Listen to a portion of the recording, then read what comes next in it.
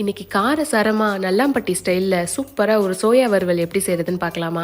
சிக்கன்னு சொல்லி கொடுத்தா கூட நம்பிடுவாங்க. டேஸ்ட் அவ்வளோ நல்லாயிருக்கும். எல்லா வகையான வெரைட்டி ரைஸ்க்கும் ஒரு சூப்பரான காம்பினேஷனாக இருக்கும்.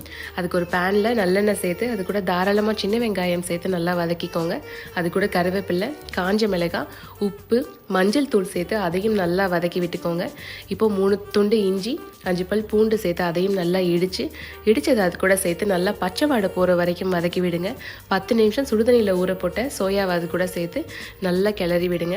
சின்ன சின்ன துண்டுகளாக வெட்டின தேங்காய் துண்டுகளை அது கூட சேர்த்து அதையும் நல்லா கிளறி விடுங்க.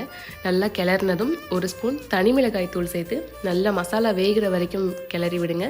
இப்போ மசாலா உள்ளே இறங்குறதுக்காக கொஞ்சம் தண்ணி சேர்த்து நல்லா கிளறி ஒரு 10 நிமிஷம் மூடி போட்டிங்கன்னா உள்ளே நல்லா இறங்கிடும். அப்படியே ஓப்பன் பேன்லேயே நல்லா சொல்ல வதக்குனிங்கன்னா சூப்பரான நல்லாம்பட்டி ஸ்டைலில் சோயா வறுவல் ரெடி. வெரைட்டியாக சாப்பிட்றதுக்கு ரொம்ப சூப்பராக இருக்கும்.